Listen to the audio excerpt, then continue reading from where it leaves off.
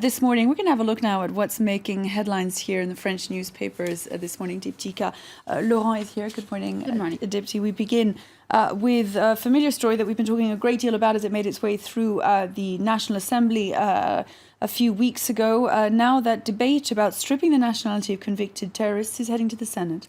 That's right. A fiasco, Hollande's fiasco. That's what Le Figaro is saying on its front page this morning. Now, the French Senate, as you mentioned, is set to vote on the proposal regarding the citizenship-stripping debate. Now, the Senate is led majoritarily by the right, and they want the citizenship proposal really to apply only to those holding double nationality, which is completely to the contrary of what the French Assembly wants. So Le Figaro is essentially saying, if this vote goes ahead as planned, the proposal is all but null and void. Now, the Socialist Party is using the arrest of Salah Abdeslam, that we've also been talking about a great deal these last few days, to suggest that it is precisely an example of why the proposal should apply to all French citizens. Well, Abdeslam, who Europe's most wanted man, as we know, is only has French nationality. So the Socialist Party is saying, well, this is the reason why the measure should apply to all those holding French nationality, irrespective of whether they have a second nationality. But for Le Figaro, they sort of criticized this stance, saying that it's really a strategy from François Hollande's party, and it's nothing but an awkward, I quote, an awkward attempt to distract the public from the socialists' internal problems. Now, L'Humanité is opposed to another part of François Hollande's reforms. Tell us more about that. Basically, the Hollande reform is two-part, if you like. So on one hand, you've got that citizenship-stripping debate around convicted terror suspects. But on the other side, it's also enshrining France's state of emergency, which has been in place since the November Paris attacks, enshrining that in the Constitution, which would basically allow police greater powers over individuals, custody searches, etc. And it's exactly this that L'Humanité, it's not really a surprise from L'Humanité, the left-leaning paper, it's actually left-wing paper, is vehemently opposing on its front page this morning, saying, abandon it, Mr. Hollande, abandon it. They call it dangerous and say it is, quote, not compatible with a nation of human rights. Libération has gone with a completely different story on its front page.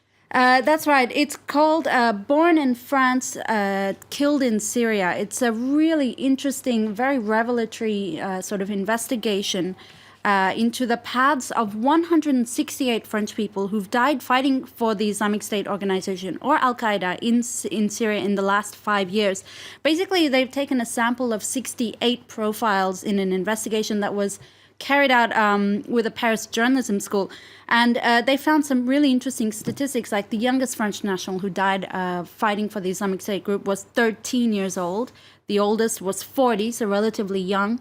Out of 30 people whose religious past was known, 10 of them, so about a third, had actually converted to Islam from other religions.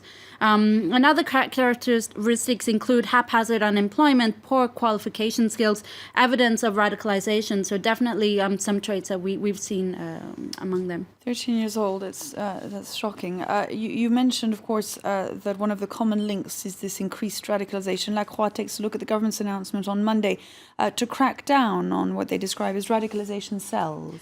That's right. They're trying to use imams to help basically, I guess, break up these radicalization cells. And that's what La Croix, the French Catholic paper, is looking at this morning. De-radicalization is a priority, it's saying on its front page.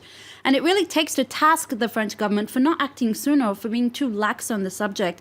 Now, the government, as you said, announced yesterday that it will be relying on imams to help in the fight against the radical cells. And this could include, for instance, creating a religious council to better, I guess, educate people about Islam, but also putting more Muslim religious figures in prisons, because as it's been well documented, there is an incredible increase of radicalization there.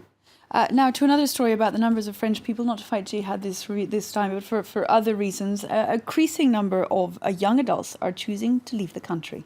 They're leaving for greener pastures. It would appear at least 3 million French citizens are expatriate workers in the world today. That's according to an article from Le Parisien. They're leaving overseas to find work, essentially. Now, it's basically increasing because, I quote, France can no longer respond to the hopes and desires of its youth. That's what Le Parisien is saying. In terms of where they're going, many of them are choosing to stay local. Switzerland is the top destination, followed by the US, the UK, Belgium, and Germany. But it must be noted that a number of French people are moving to Cuba and Burma, or at least it increased last year. So, and we end with a happy story. France could be seeing its first panda birth, Dipti.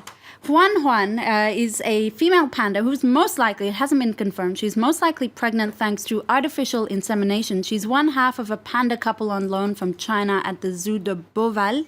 And it appears that she had to resort to artificial insemination because her male companion was not very interested in procreating, hence why she had to turn to modern medicine. Oh, we'll see whether that works out. Thank you very much indeed, Dipti Laurent. Look there at the French press this morning and its headline.